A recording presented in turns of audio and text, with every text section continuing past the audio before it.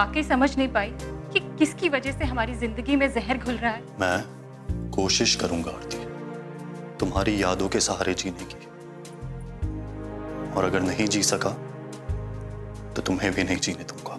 तो मुझसे और मेरे घर से दूर रहो।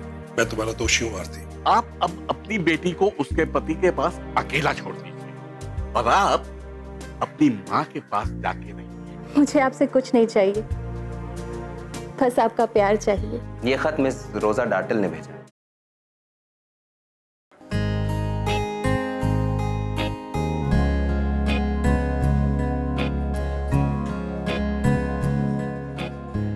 मिसेस मरिया मर्डस्टोन। जी,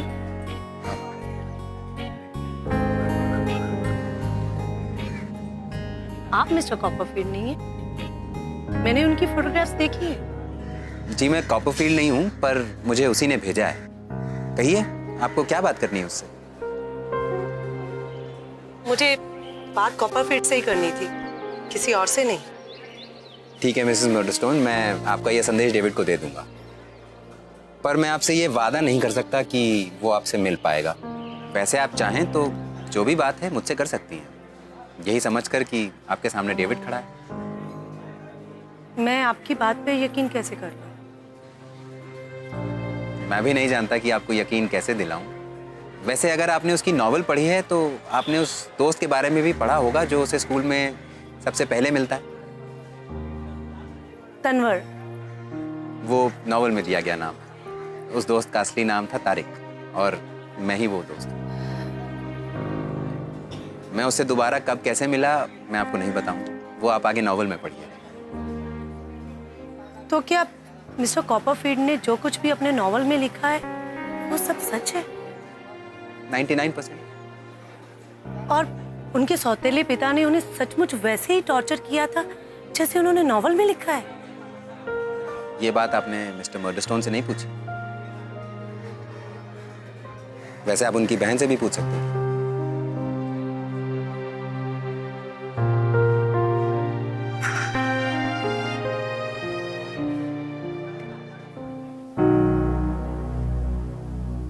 मिस्टर डेविड, मैंने कहा था ना आपको। प्लीज बैठिए।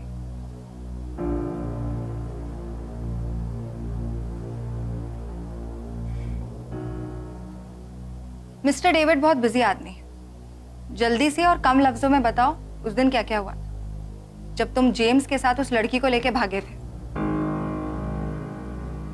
मैडम उस रात हम लोग। मैं तुम्हारी ये कहानी सुन चुकी, मुझे नहीं, मिस्टर डेविड को बताओ। David sir. अपनी गंदी जुबान से मेरा नाम मत लेना। उस रात हम लोग गांव से निकलकर सीधा शहर पहुंच गए, और सुबह होते ही हम लोगों ने मुंबई के लिए फ्लाइट पकड़ ली। मुंबई पहुंचकर हम बहुत ही साधारण फ्लैट में रुके, ताकि किसी को यकीन ना हो कि जेम्स सर ऐसी जगह पे रह सकते हैं। वैसे तो जेम्स सर के लाइफ में बहुत लड़कियां आई होंगी, लेकिन ये लड़की उनके लिए कुछ स्पेशल थी, तभी तो जेम्स सर उसके साथ इतने दिन रह गए।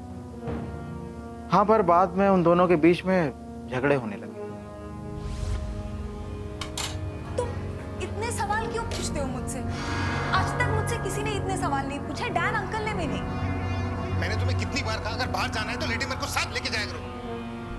और मैंने तुमसे कितनी बार कहा है कि मैं लेटीमर को हमेशा साथ लेके नहीं जा सकती। तुम चिल्ला क्यों रही हो? मैं नहीं चिल्ला रही, तुम चिल्ला रहे हो। लड़की आज़ादी चाहती थी, बड़े बड़े सपने देखती थी। जेम्स सर को ये सब पसंद नहीं था। शायद अब वो उस लड़की से बोर हो गए थे।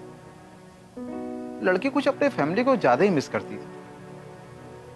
उसे पछतावा होने लगा था कि उसने अपनी फैमिली छोड़ी ही क्यों।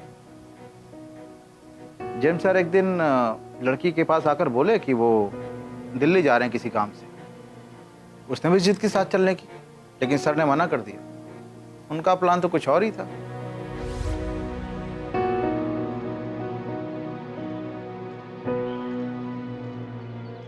अरे सर, इतने सारे पैसे किस लिए?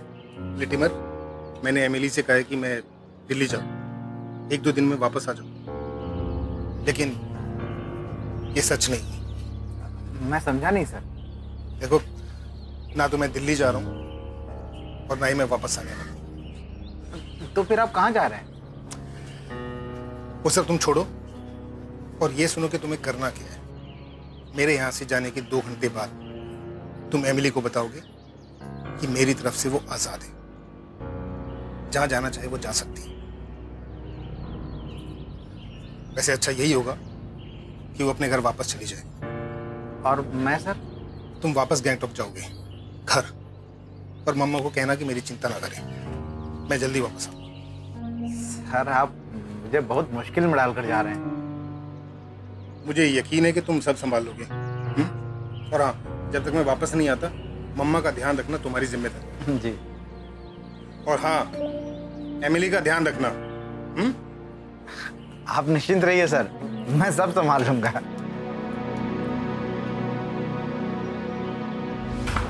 ऐसी मुश्किल सिचुएशन में मुझे छोड़ सर चले गए।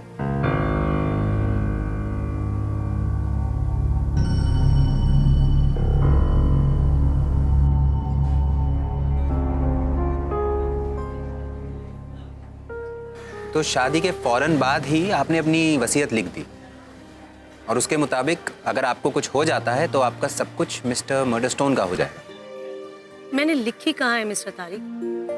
मिस्टर मर्डरस्टोन जो भी वसीयत बनाकर लेकर आए, मैंने उस पर साइन कर दिए। कानून की नज़र में दोनों में कोई फर्क नहीं है मैडम। बाद में बाई चांस मिस्टर मर्डरस्टोन की वसीयत की कॉपी मेरे हाथ लगी तो मैं हैरान रह गई। उन्होंने अपनी हर एक चीज का वारिस मिस जेन को बनाया, अपनी बहन को। मेरा नाम तक नहीं है उस वसीयत में। और जब से मैंने मिस्टर कॉपरफील्ड का नॉवल पढ़ना स्टार्ट किया है, मुझे लगने लगा है कि ये एक सोचा समझा गेम जो ये भाई बहन पहले भी खेल चुके हैं, और मेरे साथ भी वही सब कुछ होगा जो मिस्टर कॉपरफील्ड की मम्मा के साथ हुआ। तो अब आप क्या चाहती हैं मैडम? डेविड से क्यों मिलना चाहती हैं? शायद मैं भी नहीं जानती। मिस्टर मर्डस्टोन ने विल रजिस्टर्ड भी करवा दी है। आप विल बदलना चाहती हैं? क्या ऐसा हो सकता है? बिल्कुल हो सकता है। मिस्टर तारिक, जब से यहाँ हम गैंगटॉक में शिफ्ट हुए हैं, मिस्टर मर्डस्टोन मुझे एक साइकेट्रिस्ट के पास कई बार ले जा चुके हैं। ओह, तो वो ये साबित करना चाह रहे हैं कि आपकी मानसिक हालत ठीक नहीं है। ऐसा ही लगता है मुझे। पर आप ठीक हैं। मैं परेशान जरूर हूँ, पर मेरा मेंटल बैलेंस एकदम ठीक है। ये कोई बहुत बड़ी समस्या नहीं है। आप किसी बड़े डॉक्टर से चेकअप करा के सर्टिफिकेट ले सकती हैं कि आपका मानसिक संतुलन एकदम ठीक है। मिस्टर तारिक,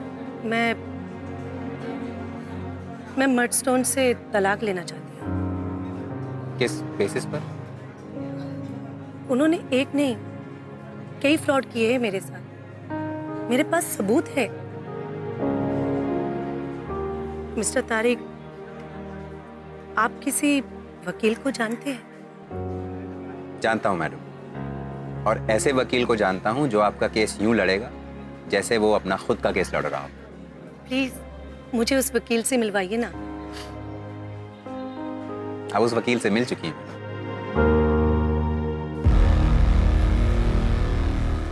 तो जब तुम्हारे सर तुम्हें ये कहकर चले गए कि मेरा इस लड़की से पीछा छुड़ाओ और गैंगटॉक चले जाओ मेरी मम्मा की सेवा करने, फिर उसके बाद क्या हुआ? उसके बाद सर ने मुझे जैसा ऑर्डर दिया था, मैंने जाकर उस लड़की को बता दिया कि सर अब वापस आने वाले नहीं हैं। मुझे लगा वो लड़की जब ये बात सुनेगी कि सर उसे ऐसे छोड़कर चले गए तो वो चीखेगी, चिल्लाएगी, रोएगी, लेकिन उसने ऐसा कुछ भी नहीं किया। वो तो एकदम पत्थर हो गई। मैं तो एकदम घबरा गया और वहां से चला आया। तुम घबरा क्यों गए? मैं डर गया था कहीं वो खुदकुशी ना कर ले। जी मैडम। मुंबई में तो बहुत पास पास है ना समुद्र। तुम्हें क्या लगता है कि उसने डूबकर अपनी जान दे दी होगी? हो सकता है मैडम। वैसे वहाँ मछुआरों की बस्ती भी पास में ही थी, और उधर वो फिशरमैन से मिलती जुलती भी थी। सर को ये बात बिल्कुल पसंद नहीं थी, बहुत गुस्सा करते थे सर। यानी ये भी तो हो सकता है ना कि वो वहां के फिशरमैन के साथ रहने चली गई। हो सकता है। ठीक है, तुम्हारा काम खत्म हुआ, अब तुम जा सकते हो। पर मैडम, कहीं तुम्हें ऐसा तो नहीं लग रहा कि सर की मामा तुमसे सेवा कराना चाहती? तुम ऑलरेडी बहुत सेवा कर चुके हो, अब वो तुम्हारी शक्ल भी देखना पसंद नहीं करेंगी। तुम ये लो और यहां से दफा हो जाओ। आउट। लिटिमर अभी जाना मत, तुम्हारे साथ मेरी बात खत्म नहीं हुई है।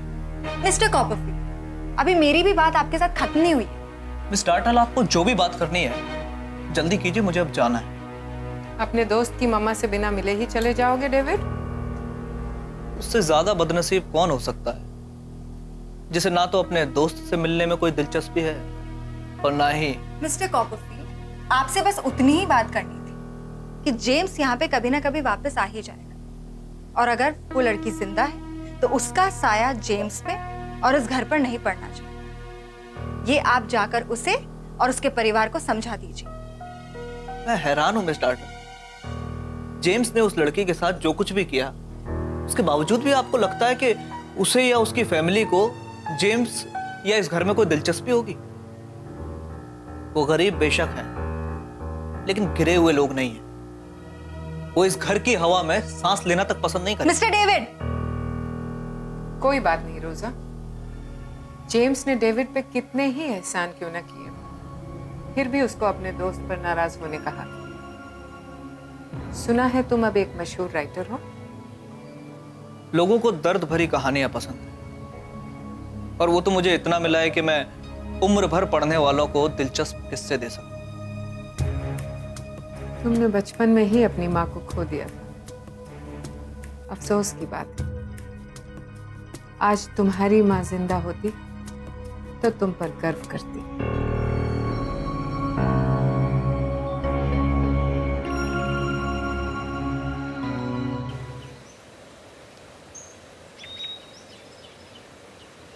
लिटिमर,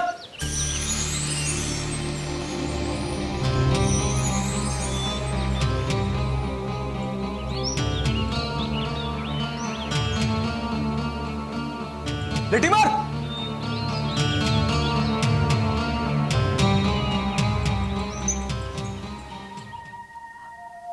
इमली बेटा, तू कुछ बताएगी नहीं तो कैसे पता चलेगा तेरे साथ क्या हुआ है?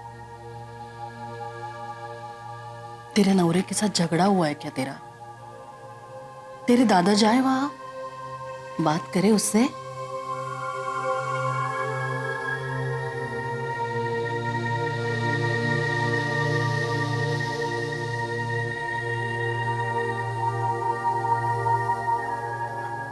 बेटा, किसी को बुलाना है ना तो वो भी बता। बुलाना है किसी को?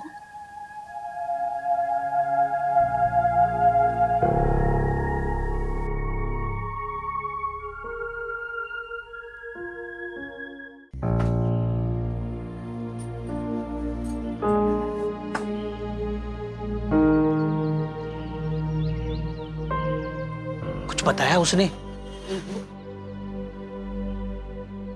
क्या लगता है तुम्हें? काका ने बताया था ना उस लड़के के बारे में जिसके साथ भाग कर आई थी। है तुमने भी तो देखा है उसे, मिले थे उससे। साफ है क्या हुआ होगा। मी काय म्हणते, मतलब उसे बताएं क्या? उसका काका उसे ढूंढ रहा है यही। उसे बताएंगे तो क्या करे पता है कुछ? और काका भी अभी यही है या वापस गए, कुछ पक्का नहीं है ना। तो क्या करें? थोड़ा संभलने देते हैं उसे, तबीयत ठीक हो जाएगी ना तो समझा बुझा कर भेज देंगे उसके गांव। वो सीकम। हाँ वही। बरोबर बोलते तू, ऐसा ही करते।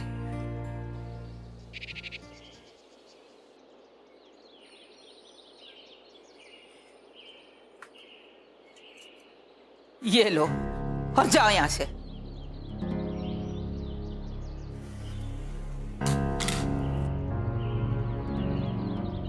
इसमें क्या आएगा? एक क्वार्टर भी नहीं आएगा। भिखारी समझ रखा है तुमने मुझे। नहीं और पैसे मेरे पास। बर्बाद हो चुकी हूँ मैं। बर्बाद मैंने किया तेरे को? बर्बाद हाँ? बर्बाद तो तुमने मुझे बहुत पहले ही कर दिया था। अब तो क्या? अब अभी मैंने क्या किया? अब तो क्या? कैसे इंसान हो तुम? एक पल को भी तुम्हारे मन में नहीं आता कि तुमने मुझे क्या से क्या बना दिया? चले जाओ यहाँ से, मैं तुम्हारी सूरत तक नहीं देखना चाहती हूँ। क्या क्या क्या है मेरी सूरत में? क्या है? घिन आती है क्या? डर आती है? याद है ना तेरे को एक दिन इसी सूरत को देख के तो नहीं याद है मुझे कुछ भी, और ना ही याद करना चाहती हूँ। पागल थी मैं जो तुम्हारे जैसे इंसान से मैंने प्यार किया। तुमने हमेशा मुझे तकलीफ दी। हर एक दिन मेरा पैसा और सारी ज्वेलरी लेकर भाग गए। अब लौट कर आए हो फिर लूटने लगे। नहीं मैं डिस्टर्ब करने मैं चला जाएगा। थोड़ा सा कुछ दे दो, थोड़ा सा कुछ भी दे। ये लो और जाओ यहाँ से। Thank you very much. Thank you my love. Thank you thank you.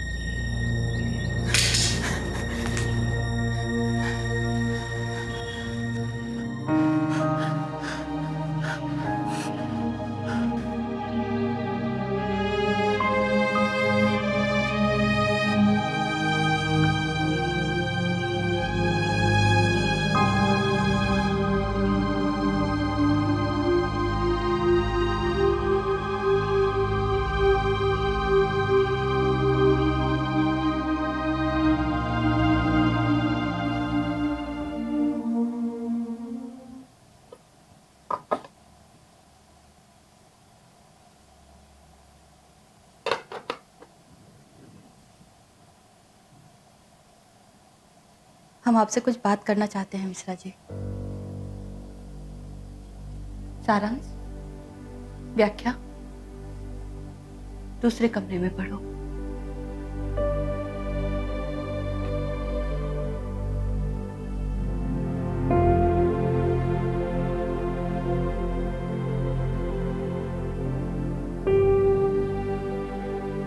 जब हम शादी करके आपके पास आए थे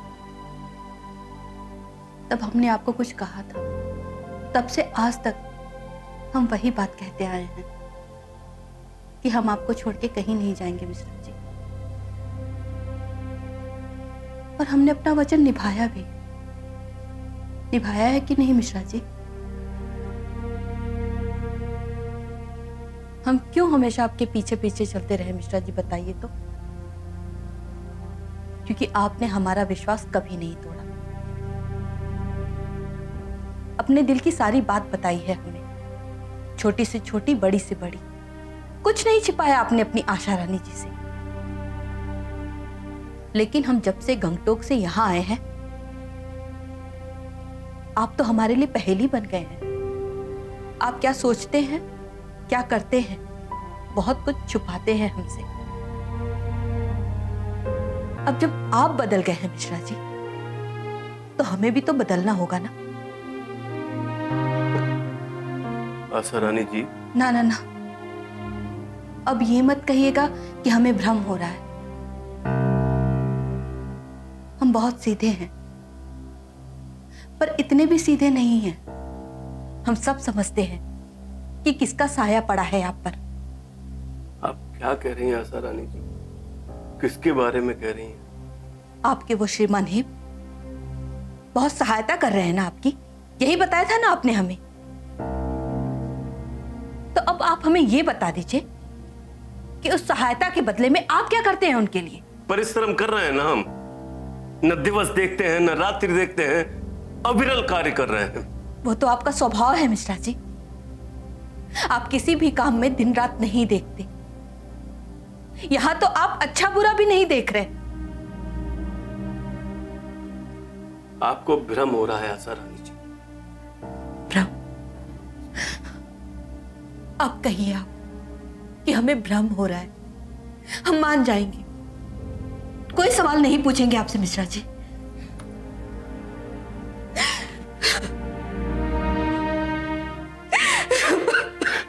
क्या करें आशा रानी जी? रूखी सूखी मिल रही है ना। अगर हमने मुंह खोला तो अपने बच्चों के मुंह में निवाला देने की भी क्षमता नहीं रह जाएगी हमारी। श्रीमान हीप कह रहे थे कि सत्र आरंभ होते ही बच्चों का किसी अच्छी पाठशाला में प्रवेश दिलवा देंगे। कैसी पाठशाला मिश्रा जी? जैसी पाठशाला में उसने आपको डाल दिया वैसी पाठशाला? आपके श्रीयुत हिप तो ये डायरी जला देना चाहते थे, लेकिन अब भी पढ़ने में बहुत कुछ आता है इसमें। आप तो भूल गए होंगे ना, हम पढ़ देते हैं।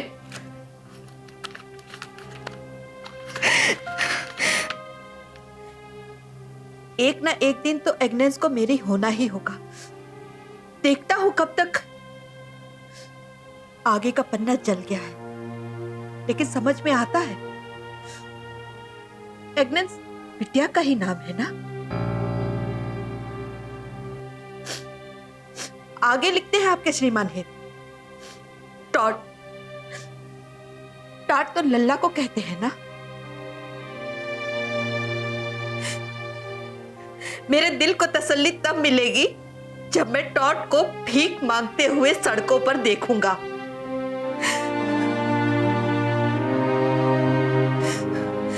उसकी दादी को बर्बाद कर दूंगा। रुक जाइए मिश्रा जी, खाना छोड़ के मत जाइए। आपके श्रीमान हिप की वजह से आपको अच्छा भोजन मिल रहा है।